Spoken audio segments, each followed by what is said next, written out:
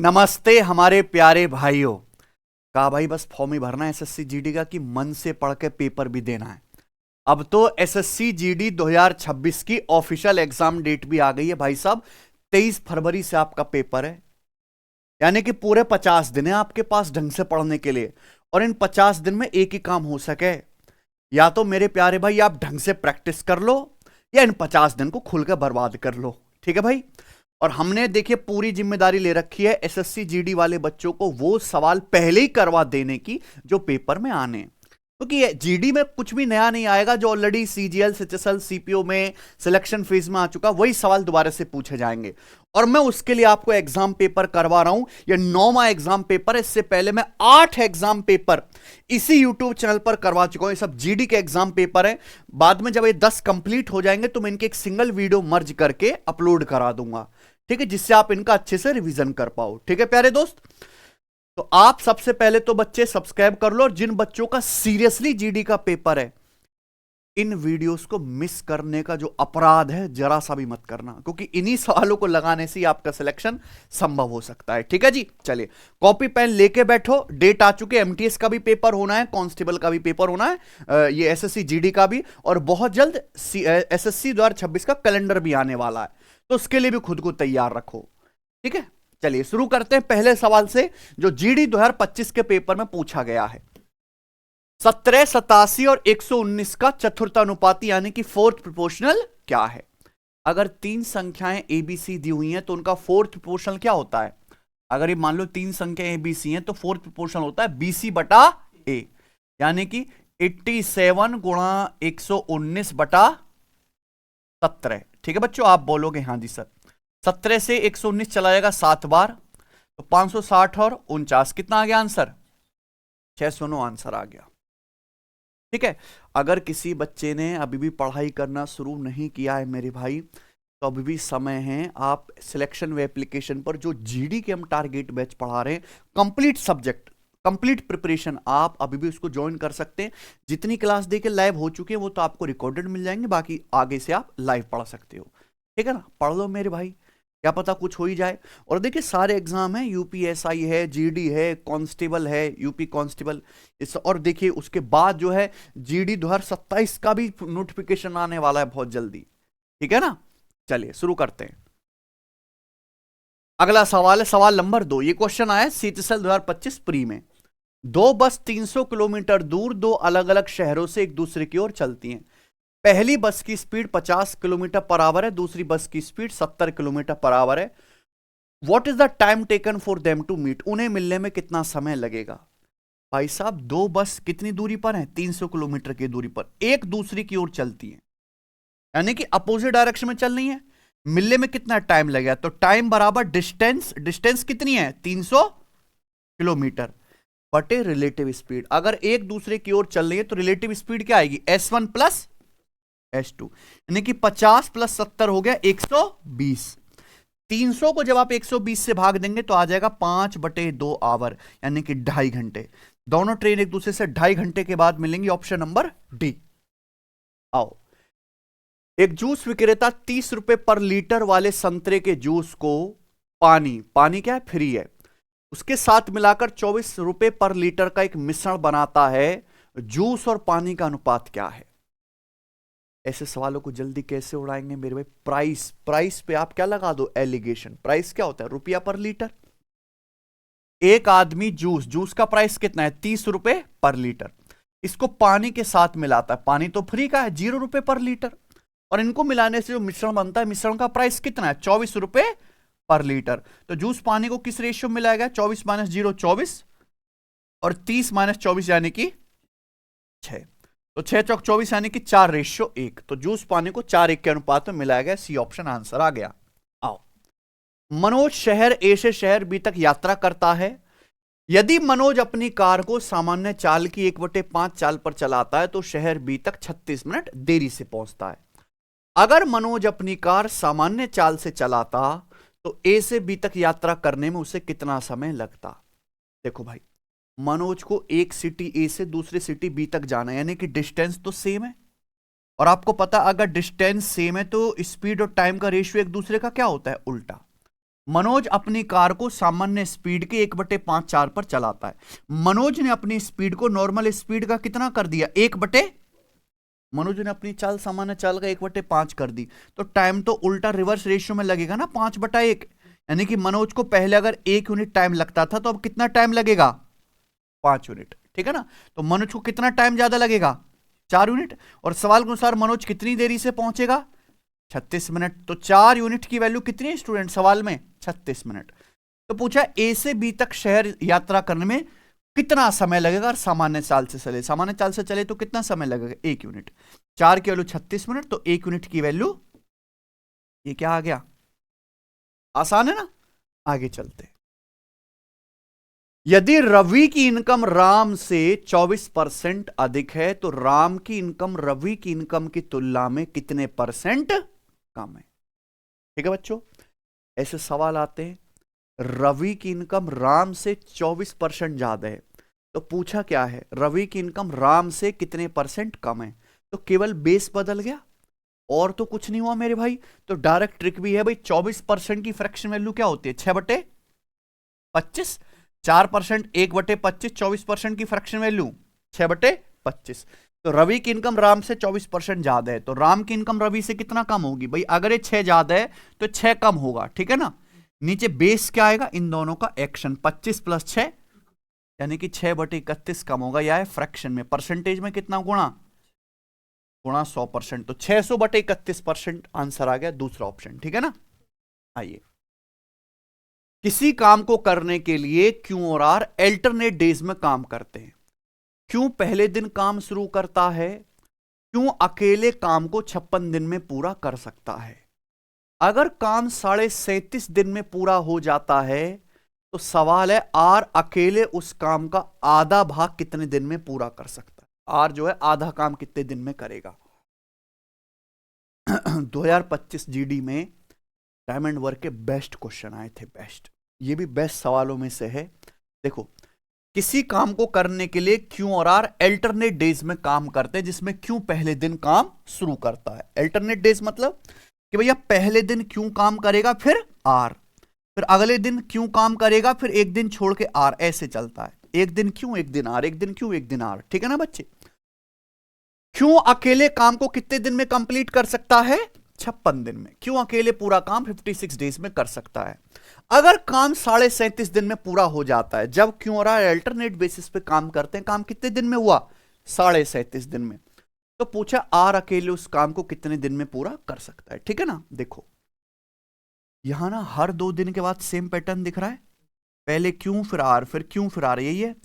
पूरा काम कितने दिन में हो रहा है, 37.5। 37.5 के नजदीक इवन नंबर कौन सा है, 38 है ना। मान लो अगर 38 दिन में काम पूरा हुआ होता तो इसका मतलब 19 दिन काम क्यों करता और 19 दिन काम कौन करता, आर। बोलो, अगर 38 दिन में काम कंप्लीट होता, दोनों क्यों और आर अल्टरनेट बेसिस पे कर रहे हैं, तो आधे टाइम 19 दिन क्यों करता, आधे टाइम आर करता। लेकिन काम हुआ है 37.5 दिन में, 38 से आधे दिन कम में, यानी कि आधे दिन कम काम हुआ है। तो जिस आदमी ने सबसे लास्ट दिन काम किया होगा उसने आधे दिन कम काम किया।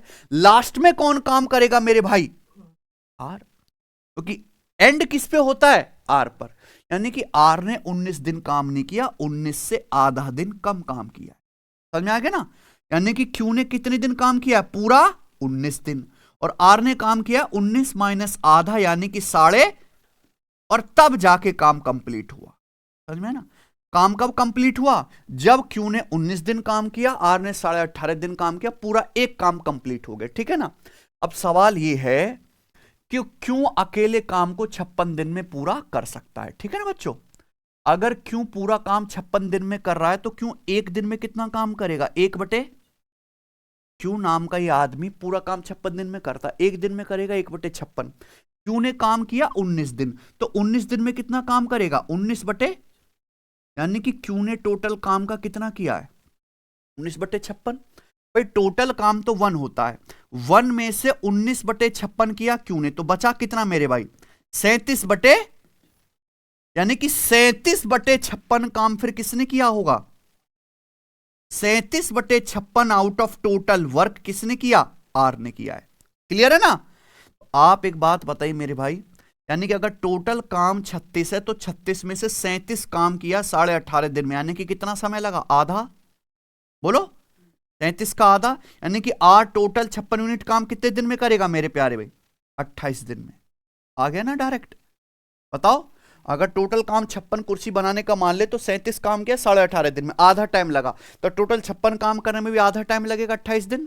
ठीक है ना, कोई दिक्कत? यानी कि आर पूरा काम करेगा 28 दिन में। लेकिन ये आंसर नहीं आया है, क्योंकि यहां जब हम सवाल पढ़ रहे तो ये लिखा आर आधा भाग कितने दिन में करेगा? पूरा काम 28 दिन में, तो आधा काम ये क्या आ गया? है कि नहीं? इस सवाल में दिमाग लगाना है, बढ़िया से करना है। ठीक है बच्चों, आइए। दो संख्याओं का रेशियो 9:8 है, उनका एचसीएफ 31 है। सवाल में क्या पूछा है? संख्याओं का एलसीएम। देखो, दो संख्याओं का अगर एचसीएफ 31 है तो एलसीएम 31 भी आएगा।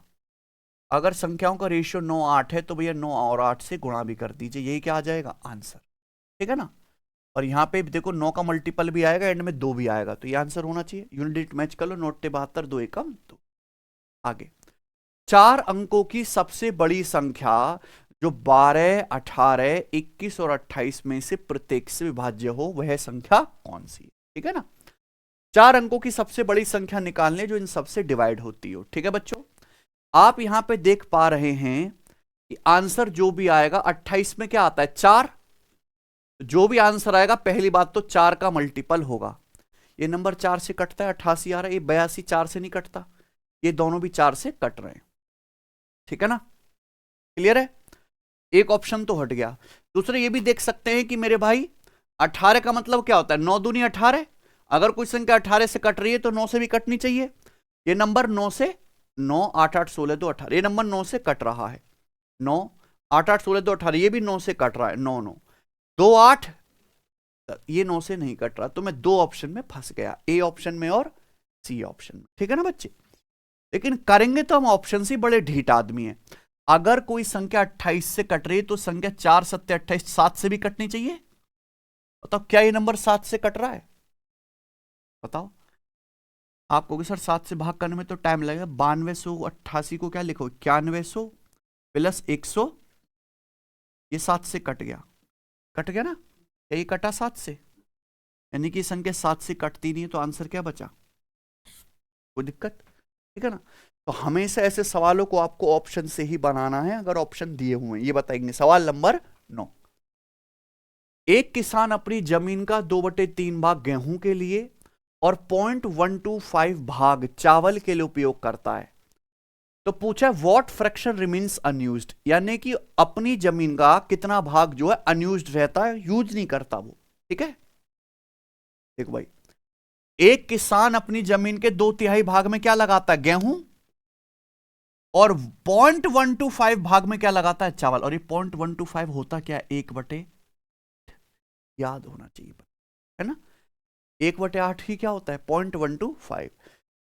क्लियर है? तो 1/8 भाग में चावल लगाता है, यानी कि मेरे भाई इतना हिस्सा उसने यूज कर लिया। जोड़ लो, कितना आ गया? ये 3 अट्ठे 24 और 8 दूनी 16 और 3 19। 19/24 जमीन पे तो उसने क्या कर ली? खेती बाड़ी। तो कितना हिस्सा न्यूज रह गया? 1 - 19/24, यानी कि 5/24। कौन सा ऑप्शन? ये सब सवाल आए पेपर में। एक शंकु की तिर्यक ऊंचाई 20% बढ़ा दी जाती है, आधार त्रिज्या बेस की रेडियस वही रहती है। शंकु के वक्र पृष्ठीय क्षेत्रफल में कितने प्रतिशत की वृद्धि हुई? तो शंकु का वक्र पृष्ठीय क्षेत्रफल भी 20% ही बढ़ जाएगा, है ना? देखो भाई, आपको केवल फॉर्मूला याद होना चाहिए। एक कोण का, एक शंकु का कर्व सरफेस एरिया होता है बच्चों पाई आर एल, है ना? पाई एक फिक्स नंबर है। अब एक शंकु की त्रिज्या सेम रहती है आधार की त्रिज्या, यानी कि केवल क्या बढ़ाया गया है? तो कोण का कर्व सरफेस एरिया किस पर डिपेंड करेगा? स्लांट हाइट पर। आप स्लांट हाइट अगर आपने 20% बढ़ा दी तिर्यक ऊंचाई, तो कर्व सरफेस एरिया भी सेम 20% बढ़ जाएगा। जितने परसेंट आप स्लांट हाइट बढ़ाओगे उतने ही परसेंट कर्व सरफेस एरिया भी बढ़ जाएगा। ठीक है? निम्नलिखित में कौन सा टर्मिनेटिंग डेसिमल है? शांत दशमलव। शांत दशमलव आप जानते हैं भैया, दशमलव के बाद जो है अशांत डिजिट्स नहीं आएंगे। ठीक है ना? थोड़ा सा चलेगा दशमलव के बाद, लिमिटेड डिजिट्स होंगे। कौन सा शांत दशमलव है? पहला ही है। 7/20 कितना आ जाएगा? 0.35। या दशमलव के बाद केवल कितने डिजिट है? ठीक है ना। बाकी सब क्या अशांत। देखो कोई भी दशमलव शांत तभी होगा मेरे भाई जब नीचे या 2 की पावर या 5 की पावर हो।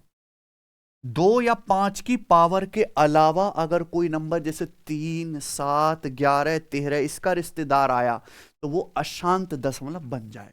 ठीक है ना। जैसे यहाँ 30 में 3 आ रहा है, 45 में 9 आ रहा है, 33 में 3 और 11 आ रहा है, तो ये शांत दशमलव नहीं हो सकते। ये जो नंबर है 20, ये 4 और 5, 4 पंजे 20, यानी कि केवल 2 और 5 के यूज से बना है, तो इसलिए यही शांत दशमलव हो सकता है। समझ में आया ना। चलिए अब ऐसे सवाल ही आ रहे हैं आपके पेपर में। देखो मैं तो लेटेस्ट करा रहा हूं, केवल बिल्कुल लेटेस्ट। इनमें से कौन सी संख्या समूह वास्तविक संख्याओं का उपसमूह नहीं है? Which of these number sets is not a subset of real numbers? Real number यानी कि वास्तविक संख्याएं। तो आपको 4 विकल्प दिए, बताओ कौन सा सेट ऐसा है जो वास्तविक संख्याओं का हिस्सा नहीं है। तो देखिए इंटीजर्स यानी कि पूर्णांक रियल नंबर्स होते हैं, नेचुरल नंबर यानी कि धनात्मक पूर्णांक रियल नंबर्स होते हैं, होल नंबर्स 0, 1, 2, 3, 4, 5, 6, 7, 8 ये सब क्या रियल नंबर होते हैं।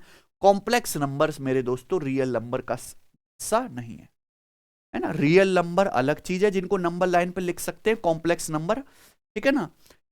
कॉम्प्लेक्स नंबर सम्मिश्र संख्याएं ये नंबर लाइन पे नहीं आएंगे। ठीक है ना बच्चे, आगे चलते हैं। सवाल नंबर आपके सामने 13 बनाओ। अगर किसी वस्तु की बिक्री कीमत 25% बढ़ा दी जाए, लाभ भी 20% से बढ़कर कितना हो जाए? 30% हो जाए, तो लागत कीमत में कितनी प्रतिशत की वृद्धि होगी? देखो हमने एक वस्तु की सेलिंग प्राइस कितना बढ़ा दी? 25%। सेलिंग प्राइस 25% बढ़ा दिया, लेकिन प्रॉफिट भी 20% से बढ़ के कितना हो गया? 30%। यानी कि पहले प्रॉफिट कितना था? 20, अब 30% है। लागत मूल्य कितना परसेंट बढ़ा? देखो बच्चों डेटा बहुत आसान है, तो मान के बता देता हूं कि मान लो जैसे किसी वस्तु का लागत मूल्य या कॉस्ट प्राइस कितना है? 100। प्रॉफिट कितना था? 100 पे 20% का प्रॉफिट था, तो सामान कितने में बिक रहा था? 120 में। अब बोला ये क्या है? Selling price.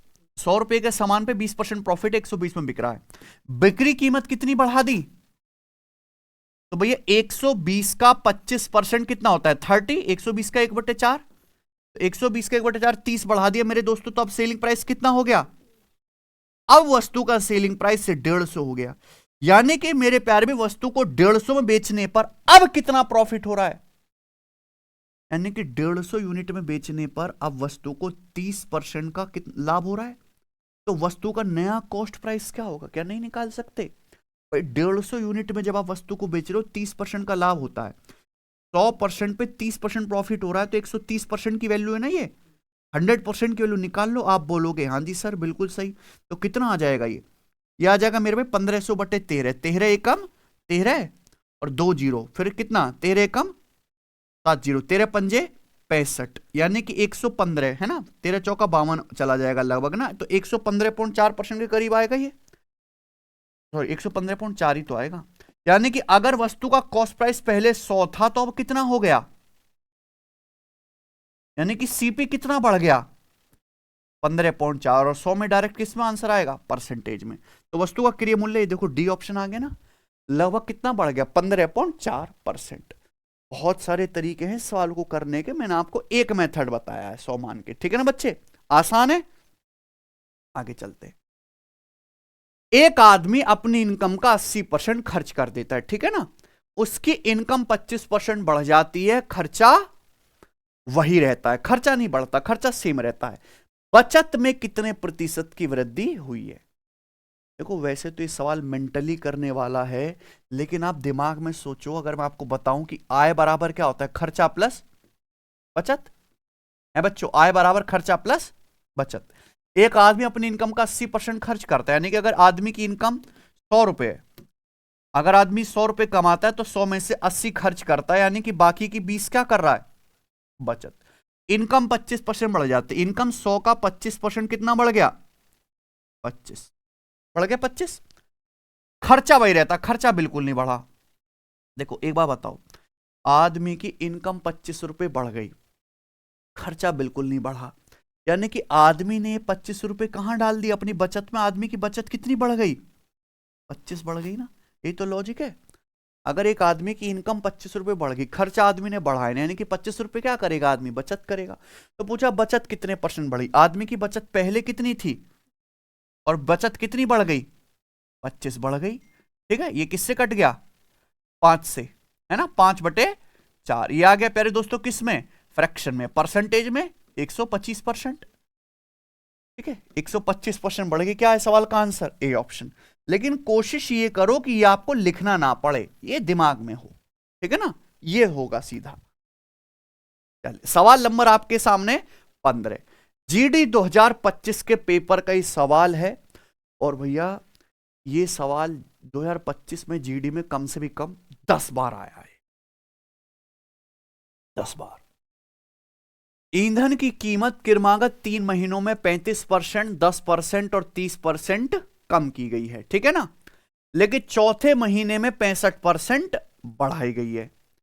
चौथे महीने में ईंधन की कीमत में उसकी मूल कीमत की तुलना में कितने % की वृद्धि या कमी हुई है। समझ में आया, सक्सेसिव परसेंटेज चेंज का सवाल है, केवल ये पूछा है कि 4 महीनों बाद ईंधन की जो कीमत है वो शुरुआती कीमत से कितने % कमियां जाता है। ठीक है ना भैया, पहले महीने ईंधन की कीमत कितनी कम हुई, 35%। 35% की फ्रैक्शन वैल्यू 5%, 1/20, 35%, 7 यानी कि कीमत अगर 20 थी तो 20 से 7 कम हो गई, कितनी हो गई, अगले महीने कम हुई 10%, 10% यानी कि 1/10, 10 से कितनी हो गई, 9।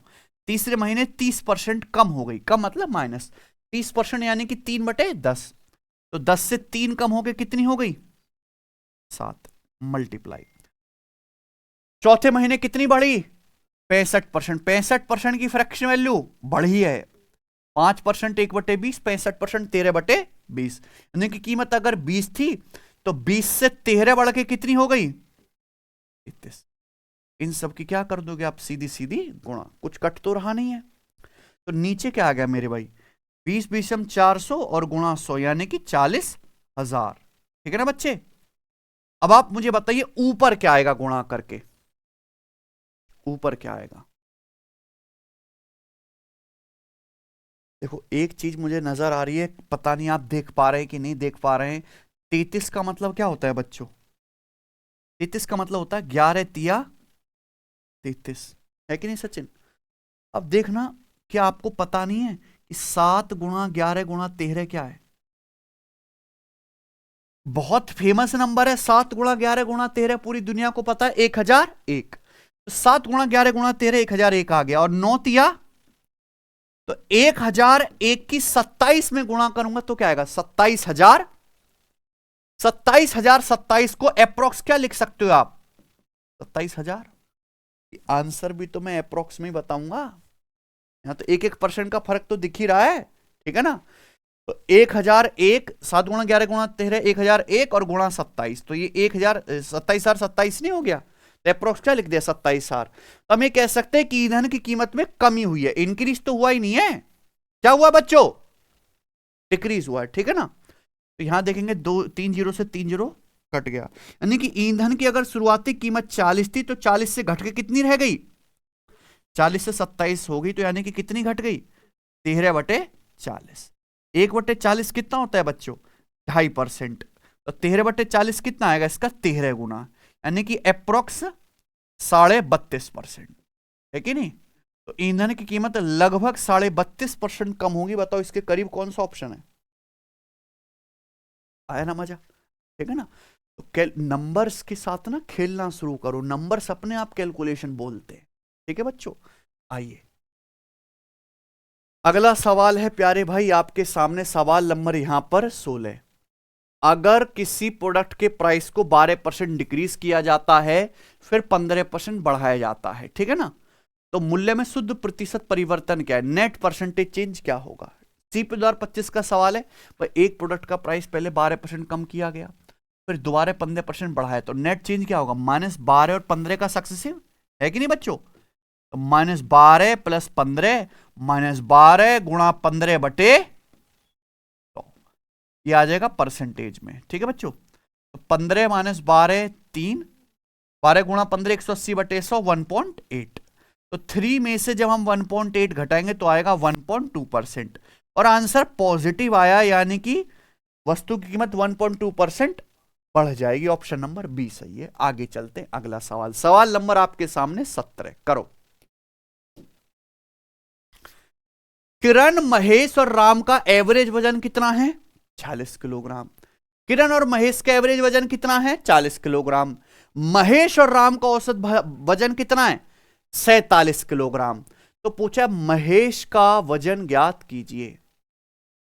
ठीक है, देखो यहां 3 लोग हैं, ये स्पेशल सवाल है मेरे भाई, स्पेशल सवाल स्पेशल टेक्निक। 3 लोग हैं, किरण, महेश और राम, उनका एवरेज वेट दिया है। और यहां पे किरण और महेश का एवरेज वेट दिया है, और महेश और राम का एवरेज वेट दिया। पूछा क्या? महेश का। और देखिए महेश यहां दोनों जगह कॉमन है कि नहीं? बोलो। तो जैसे आप ये देखो, किरण और महेश का एवरेज वेट 40 किलो है, एवरेज 40 किलो है दो लोगों का, तो टोटल वेट कितना होगा? 80। 40 दूनी 80 किलो।